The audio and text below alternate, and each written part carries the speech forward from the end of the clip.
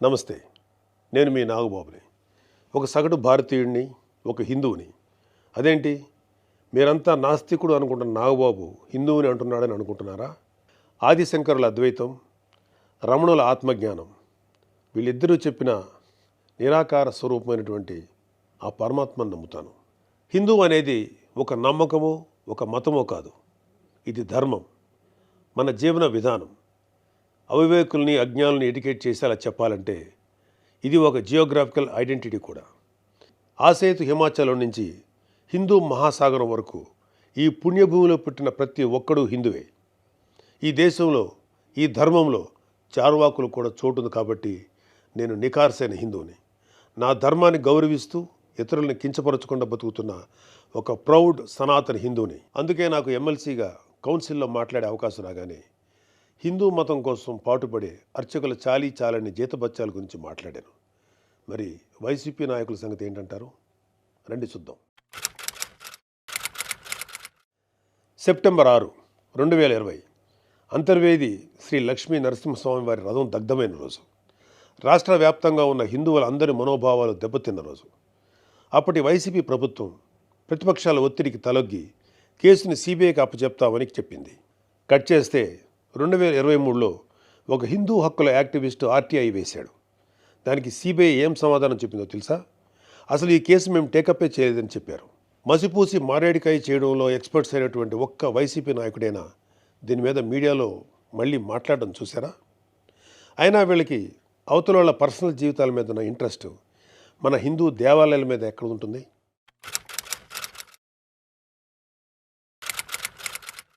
December 2020 Ramatheertham రాముడు మనకు ఒక దైవం. మహావిష్ణువు అవతారం మాత్రమే కాదు, అంతకు మించి. ఈ దేశం తాలూకు ఆస్తిత్వం రామకథలో ఉంది. ఒక మనిషి ధార్మికంగా ఎలా బ్రతకాలో రామాయణం చెప్తుంది. రామాయణంలో మారీచుడు చెప్తాడు, రామో విగ్రహవాన్ ధర్మ సాధు సత్య పరాక్రమ అని. ఈ భూమి మీద రాశీభూతమైన ధర్మమే శ్రీరాముడిని నమ్మే జాతి మనది. అలాంటి రాముడి శిరస్సును నరికినా పట్టించుకోని ప్రభుత్వం వైసీపీ ప్రభుత్వం. అప్పటి ప్రభుత్వం ఇన్వెస్టిగేషన్లో చూపించిన నిర్లక్ష్యం వల్ల దీని వెనుకున్న అసలు దోషులను శిక్షించలేక ఏదో నామకే వాస్తే కేసులు పెట్టి దీన్ని నీరు కార్చారు. అయినా మీకు మీ మంత్రులకి రిలీజ్ సినిమాలకు రివ్యూలు ఇవ్వడం మీద ఉన్న శ్రద్ధ రాముడి మీద ఎందుకు ఉంటుంది?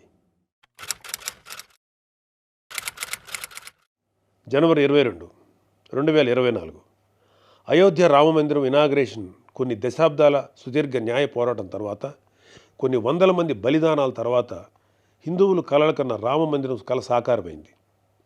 దేశమంతా ఒక పండగలాగా దీన్ని సెలబ్రేట్ చేసుకున్నారు. మన రాష్ట్రం నుంచి పవన్ కళ్యాణ్ గారు, చంద్రబాబు నాయుడు గారు కూడా వెళ్ళి అందులో పాలు పంచుకున్నారు. కానీ ఈరోజు హిందువుల మీద ఎక్కడ లేని ప్రేమ వలకపోస్తున్న వైసీపీ నాయకుడు గారు కనీసం ఫార్మాలిటీకైనా ఒక ట్వీట్ కానీ ఒక వీడియో బయట కానీ పెట్టారా? పోనీ మీ స్టాండ్ ఏంటో ఓపెన్గా ప్రజలకు చెప్పే దమ్ము అయినా మీకుందా? మీకు వ్యతిరేకించే ధైర్యం లేదు. అలా అని అభినందించే సంస్కారం అంతకంటే లేదు. వెరసి మీ మనసులో హిందువుల మీద కుళ్ళు కుతంత్రాలు తప్ప ఇంకేమీ లేవు. టీటీడీ భక్తులకి భగవంతుడిని దూరం చేసిన వైసీపీ పూట గడవని పేదవాడి దగ్గర నుంచి వజ్రాల కిరీటాలు చేయించే కోటీశ్వర్ల వరకు అందరి కోరిక ఒకటే, ఆ కలియుగ దైవమైన వెంకటేశ్వర స్వామివారి దర్శనం ఏడాదికి ఒకసారైనా చేసుకోవాలని. ఒక సామాన్య భక్తుడు నెల నెలా డబ్బులు కూడబెట్టుకుని మరి ఆయన చూడడానికి కొండ మీదకి వెళ్తాడు. అలాంటి కొండ మీద అకామిడేషన్ ఛార్జీలు మీరు ఒక్కసారి ఎలా పెంచుతారు? నందకం, పాంచజన్యం, కౌస్తుభం, ఒకలామాత గెస్ట్ హౌసుల్లో 500కి దొరికే రూమ్ని 1000కి ఎలా పెంచారు? నారాయణగిరి గెస్ట్ హౌస్లో 1700 రూపాయలు చేశారు. ఇది సామాన్యుణ్ణి భగవంతుడికి దూరం చేసే ప్రయత్నం కదా? నువ్వు ఎవరిని, అదే ఏం మాఫియాని సంతోషపెట్టడానికి ఇది చేసావో అర్థం కానంత అమాయకులు అనుకుంటున్నావా ప్రజలు? దర్శనాలు, సేవలు అయితే ఇంకా దారుణం. ఏదో కాయగూరల బేరం ఆడినట్టు 10,000 చెయ్యి, దీన్ని 5,000 చెయ్యంటూ ఎంత నిర్లక్ష్యంగా మీ సుబ్బారెడ్డి బోర్డు మీటింగ్లో మాట్లాడాడో మొత్తం రాష్ట్రం అంతా చూసింది. అంత చులకన మీకు హిందువులంటే. ఇకపోతే తిరుమల మీద నువ్వు చేసిన దోపిడీ అంతా ఇంతా కాదు. ఒకే ఒక ఉదాహరణ చెప్పాలంటే టీటీడీ కామన్ గుడ్ ఫండ్కి ఇచ్చే కాంట్రిబ్యూషన్ 2.5 కోట్లు ఉండేది. దీన్ని సెప్టెంబర్ 2021లో 50 కోట్లకు ఒక్కసారిగా పెంచేశాం. అసలు ఇక్కడే కాదు, ఎక్కడ కొండ కనపడినా గుండు కొట్టేయాలనుకోవడమేగా మన అలవాటు. Declaration form. ప్రతి రిలీజియస్ ఇన్స్టిట్యూట్కి ఒక సాంప్రదాయం ఉంటుంది. దాన్ని గౌరవించడం మన ధర్మం. యుధా రాజా తదా ప్రజ అంటారు. నాయకులే రూల్స్ ఫాలో కాకపోతే ఇంకా ప్రజలు ఏం ఫాలో అవుతారు? అయినా బాధ్యత గురించి వైసీపీకి చెప్పడం చెవిటోడి చెవిలో శంఖం ఊదినట్టే.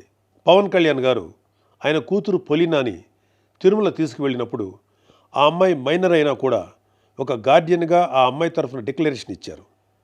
పవన్ కళ్యాణ్ గారి సతీమణి అన్నాగారు కూడా డిక్లరేషన్ ఇచ్చారు. ఇంత ఎందుకు, ఈ దేశ రాష్ట్రపతి అబ్దుల్ కలాం గారు కూడా తిరుమలలో డిక్లరేషన్ ఫామ్ పైన సంతకం చేసి అక్కడి నుంచి సాంప్రదాయాన్ని గౌరవించారు. నువ్వు కలాం గారి కన్నా గొప్పోడివా? డిక్లరేషన్ ఇవ్వకుండా వెళ్ళటమే కాక మీ మంత్రి వచ్చి ఆడి అమ్మ మొగుడు కట్టాడా తిరుపతి గుడి అని అంటాడా? అలా తలపొగురు మాటలు మాట్లాడితేనే జనాలు 151లో మధ్యన 5 తీసేసి 11 ఇచ్చారు. అయినా నువ్వు ఏమైనా మారావా? లేదు. డిక్లరేషన్ అడిగారు అని తిరుమల పర్యటన క్యాన్సిల్ చేసుకున్న చరిత్ర మంది. అయినా సెక్యులర్ ప్లేస్కి రిలీజియస్ ప్లేస్కి తేడా తెలియని నిన్ను ఎడ్యుకేట్ చేయటం మా వల్ల కాదు. ఇక ఫైనల్గా మన కల్తీ నెయ్యి వ్యవహారం గురించి చెప్పాలి. పాపం ఈరోజు డోస్ ఎక్కువైనట్లుంది. రేపు మాట్లాడుకుందాం. Stay tune.